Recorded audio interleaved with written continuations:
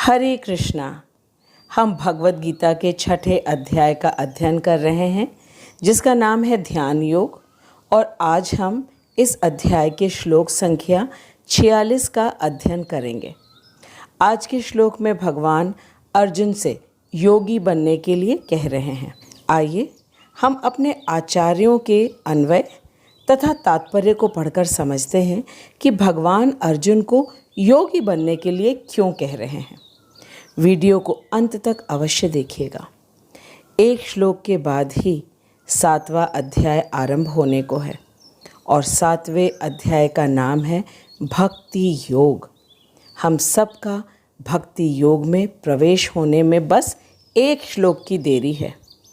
आज के श्लोक में तथा अगले श्लोक में भगवान अर्जुन को बहुत ही महत्वपूर्ण आदेश देने जा रहे हैं और भगवान जो कुछ अर्जुन को कह रहे हैं वह तो वास्तविकता में हमारे ही लिए है। आइए अब बिना विलंब किए हम श्लोक संख्या 46 का वाचन करें। तपस्विभ्यः अधिको योगी ज्ञानेभ्यः अपि मतोऽधिकः कर्मेभ्यः च अधिको योगी तस्माद् योगी भव अर्जुन। तपस्विभ्यः अधिको योगी ज्ञानेभ्यः अपि मतोऽधिकः कर्मेभ्यः च अधिको योगी तस्मात् योगी भव अर्जुन। तपस्विभ्यः अधिको योगी ज्ञानेभ्यो अपि मतोऽधिकः कर्मेभ्यः च अधिको योगी तस्माद् योगी भव अर्जुन।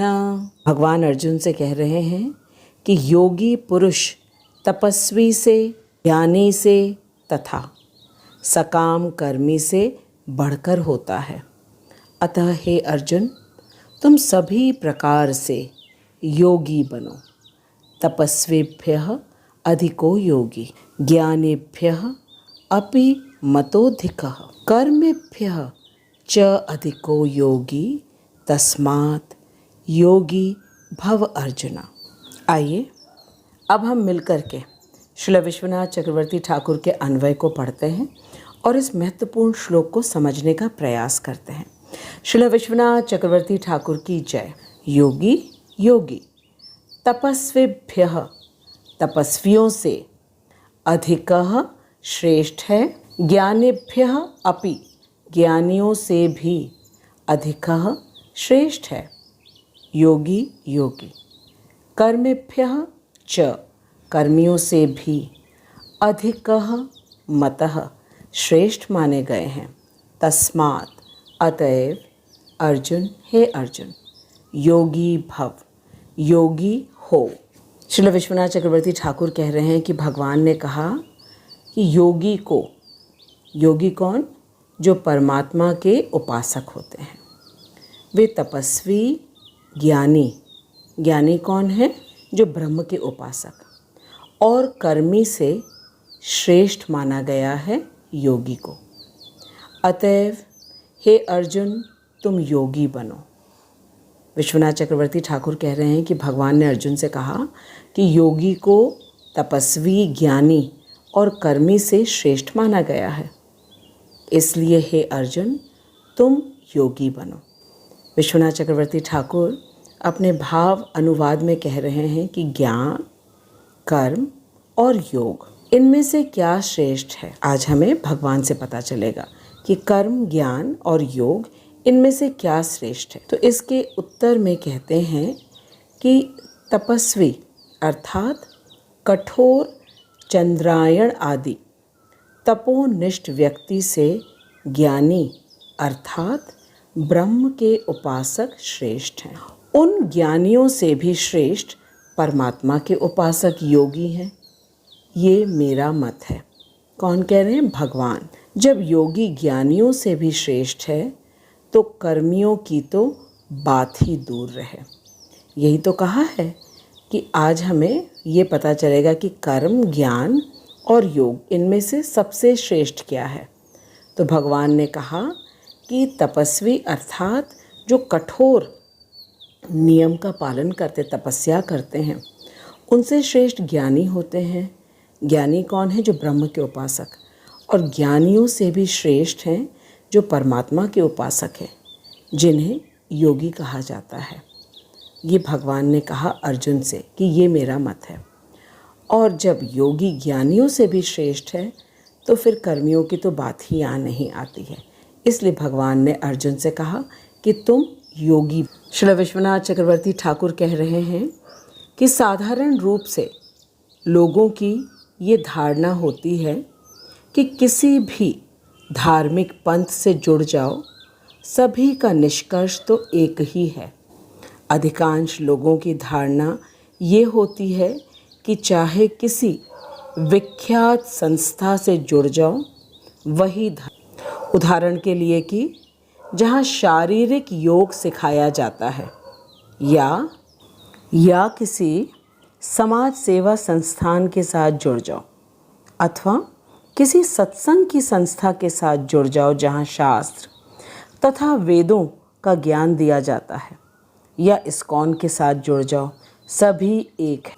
भगवान हमारी इस भ्रांति को आज के श्लोक में दूर कर देंगे।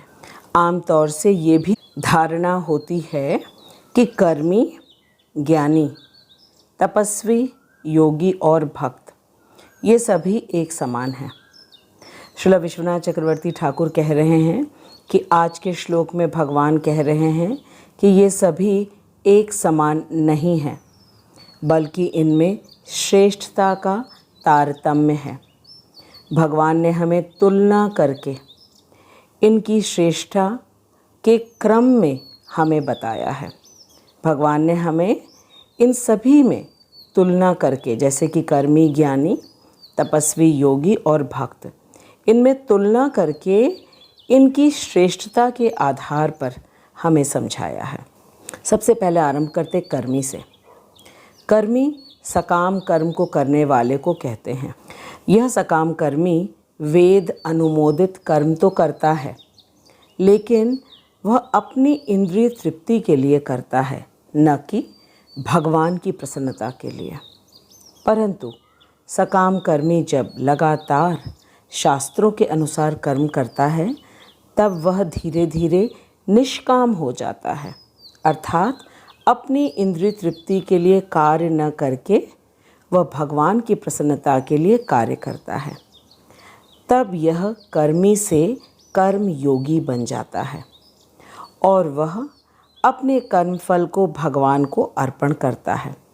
जैसे कि उदाहरण के लिए उसने खूब मेहनत करके नौकरी की या व्यवसाय किया, लेकिन उसने अपनी महीने की पगार व्यवसाय में हुए लाभ को भगवान की सेवा में लगा दिया, अपनी इंद्रिय तृप्ति में खर्च नहीं किया।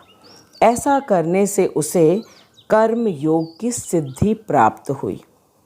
कर्म योग की सिद्धि है हृदय की शुद्धि होना, और अब शुद्ध हृदय में ज्ञान टिक पाता है। अब इस व्यक्ति ने शास्त्रों से ज्ञान लेना प्रारंभ किया। उसे ज्ञान हुआ कि वह आत्मा है और इस भौतिक जगत की प्रत्येक वस्तु या व्यक्ति सभी अस्थायी है और दुखमय है।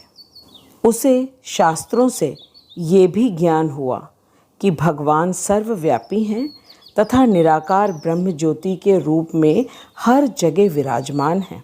अब वह यह प्रयास में लग गया कि इस संसार से किसी तरह छूटकर ब्रह्म ज्योति में लीन हो जाए और इस दुखमय संसार में वापस ना आए। ऐसे व्यक्ति को ज्ञानी कहते हैं। लेकिन यदि उसने भगवान की शरणागति को स्वीकार नहीं किया तो उसे ज्ञान की सिद्धि नहीं मिली। लेकिन जब वह भगवान को अपने आप को समर्पित कर देता है, तब वह ज्ञान की सिद्धि हुई। तो इसका अर्थ ये है कि यदि ज्ञानी समस्त शास्त्रों का ज्ञान लेने के बाद भी शरणागति नहीं स्वीकार किया, तो उसने ज्ञान की सिद्धि नहीं प्राप्त करी। और जो शास्त्रों से ज्ञान लेकर भगवान की शरणागति को स्वीकार करता है, इसका अर्थ है कि वह अब ज्ञान की परिपूर्णता को प्राप्त कर चुका। इसके बाद कुछ लोग तपस्वी भी होते हैं जो कि अपने शरीर से कठोर तपस्या करते हैं। वे जंगलों में रहकर केवल फल खाकर रहते हैं या हिमालय की बर्फीली गुफाओं में प्रायः बिना वस्त्र के या एक छोटा सा वस्त्र पहन के रहते हैं, या अपने चारों ओर अग्नि प्रज्वलित कर ताप सहते हैं। और कुछ तपस्वी चंद्रायण व्रत करते हैं, जिसमें चंद्रमा जब कृष्ण पक्ष में जैसे जैसे घटता जाता है, वे तपस्वी अपना एक एक कौर कम करते जाते हैं और अमावस्या तक बिल्कुल भी भोजन करना बंद कर देते हैं। और फिर प्रतिपदा में 1 कौर खाते हैं, फिर उसके अगले दिन 2 कौर। इस प्रकार शुक्ल पक्ष की पूर्णिमा आते आते वे 16 कौर खाते हैं, एक एक कौर बढ़ाते हुए। और फिर जैसे ही कृष्ण पक्ष आ जाता है तो फिर वे एक एक कौर करके घटाने लगते हैं। इस प्रकार के संकल्प जो करते हैं उन्हें तपस्वी कहा जाता है। इतनी कठिन तपस्या से यदि कोई कृष्ण भावना भावित बन जाए, अर्थात कृष्ण के साथ अपने संबंध को जानकर कृष्ण की प्रेमपूर्वक सेवा में लग जाए, तब तो इतनी तपस्या सफल है, अन्यथा इसे तपस्या की सिद्धि नहीं कहते। अब आइए हम ये जानें कि योगी कौन होते हैं। तो योगी वो होते हैं जो अष्टांग योग के नियमों का पालन करके अपने हृदय में विद्यमान परमात्मा का दर्शन करते हैं, उन्हें योगी कहा जाता है। और भक्त जो कि सर्वश्रेष्ठ हैं, भक्त वो होते हैं जो प्रत्येक कार्य को केवल और केवल कृष्ण की प्रसन्नता के लिए करते हैं। एक भक्त का केवल एक ही उद्देश्य होता है, तेरा सुख चाहूँ बस ऐसा बना दे।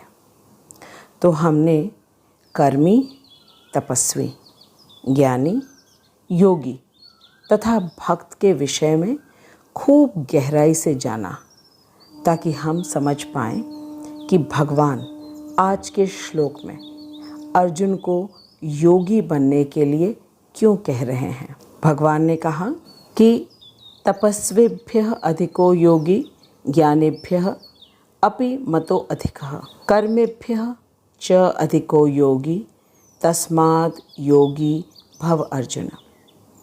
भगवान ने कहा कि योगी पुरुष तपस्वी से, ज्ञानी से तथा सकाम कर्मी से बढ़कर होता है। अतः हे अर्जुन, तुम सभी प्रकार से योगी बनो। श्री विश्वनाथ चक्रवर्ती ठाकुर की जय। अब आइए हम श्रीला प्रभुपाद के तात्पर्य को पढ़ते हैं।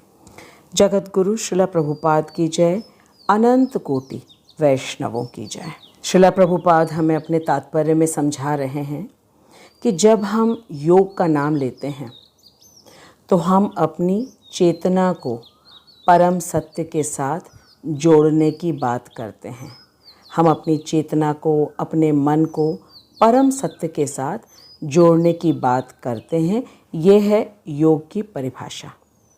फिर आगे प्रभुपाद कह रहे हैं कि विविध अभ्यासकर्ता इस पद्धति को ग्रहण की गई विशेष विधि के अनुसार विभिन्न नामों से पुकारते हैं। जब यह योग पद्धति सकाम कर्मों से मुख्यतः संबंधित होती है तो कर्म योग कहलाती है। जब यह चिंतन से संबंधित होती है तो ज्ञान योग कहलाती है।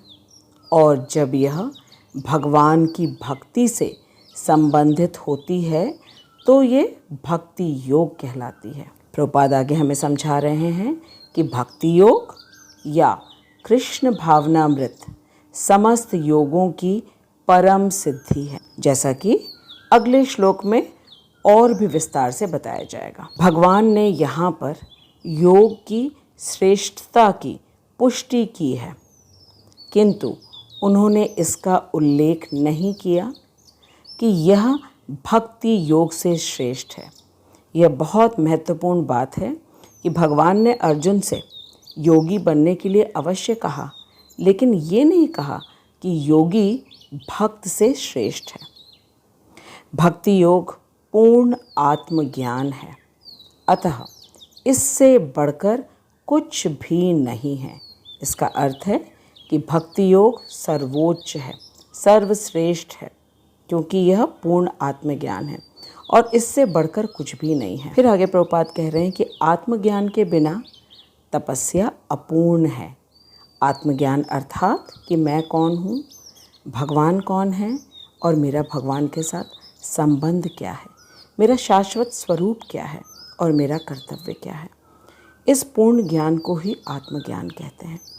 इसके बिना तपस्या अपूर्ण, परमेश्वर के प्रति समर्पित हुए बिना ज्ञान योग भी अपूर्ण है। सकाम कर्म भी कृष्ण भावनामृत के बिना समय का अपव्यय है। अपव्यय अर्थात अपने समय को बर्बाद करना। बहुत स्पष्ट रूप से प्रभुपाद ने बता दिया कि परमेश्वर के प्रति समर्पित हुए बिना ज्ञान योग भी अपूर्ण है और सकाम कर्म भी कृष्ण भावनामृत के बिना समय का अपव्यय है। अतः यहाँ पर योग का सर्वाधिक प्रशंसित रूप भक्ति योग है और इसकी अधिक व्याख्या अगले श्लोक में की गई है। अभी के लिए श्लोक संख्या 46 में भगवान ने अवश्य ही अर्जुन को योगी बनने के लिए कहा और कहा कि तपस्वी से योगी श्रेष्ठ है, ज्ञानी से भी श्रेष्ठ है।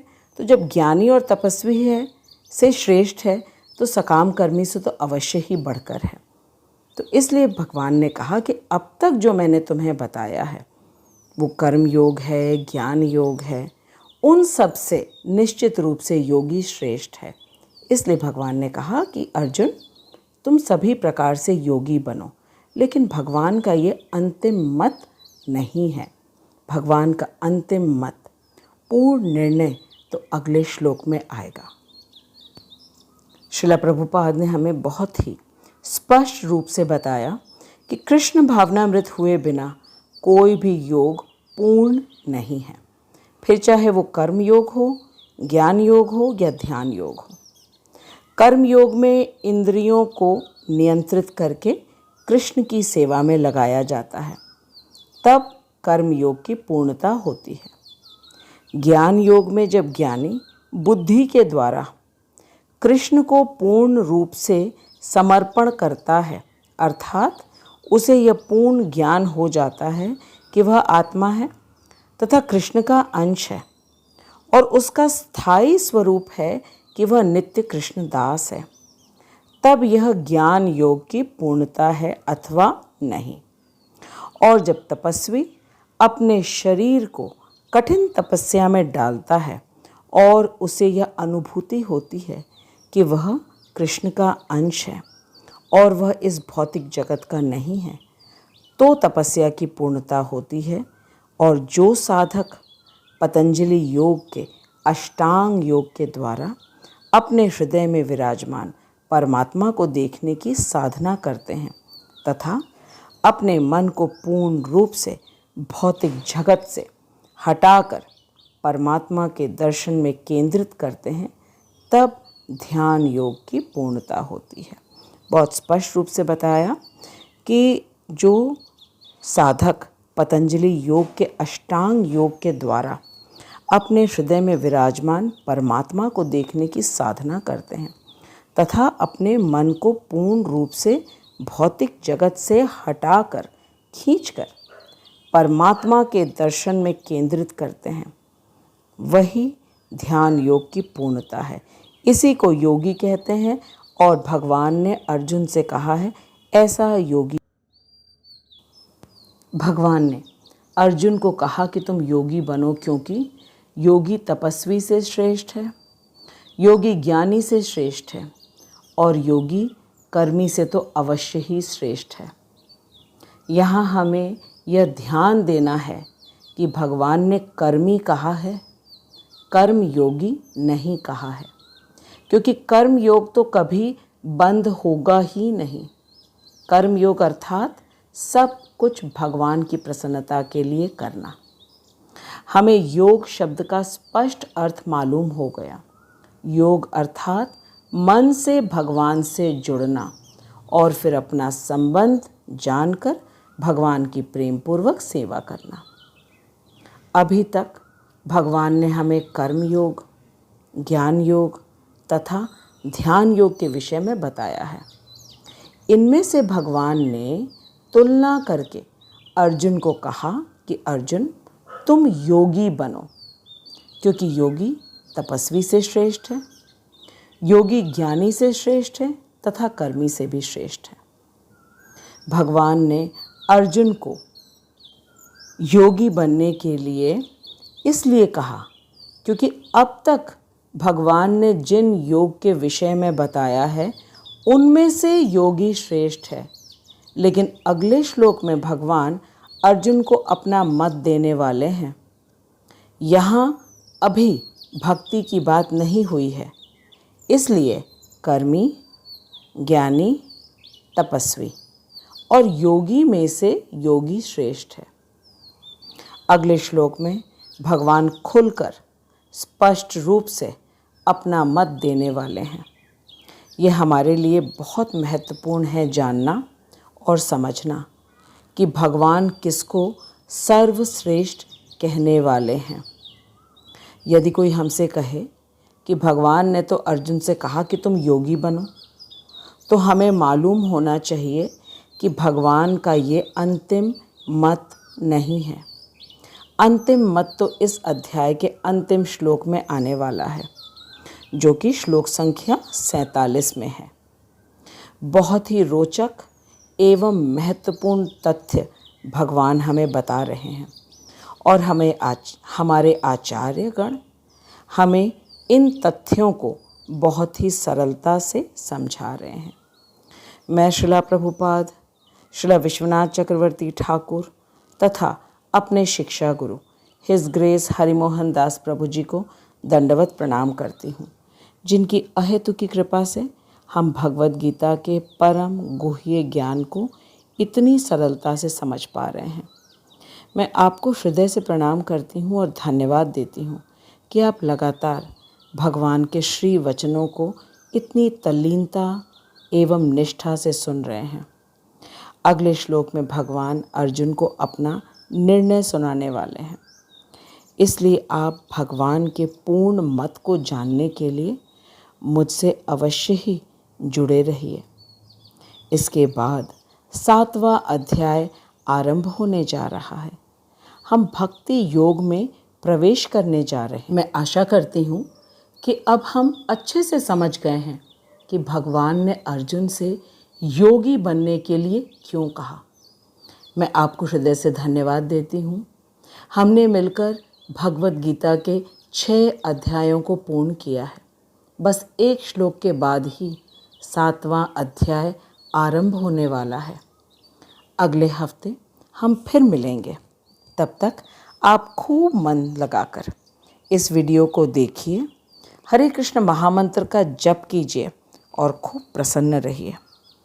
आज के श्लोक में आपको सबसे अच्छा क्या लगा, आप अवश्य ही कमेंट बॉक्स में लिखिएगा, लाइक कीजिएगा और अन्यों के साथ खूब शेयर कीजिए। यही सबसे बड़ा कल्याणकारी परोपकार है। हरे कृष्ण। जगत गुरु श्रील प्रभुपाद की जय। अनंत कोटि वैष्णवों की जय। हरे कृष्ण।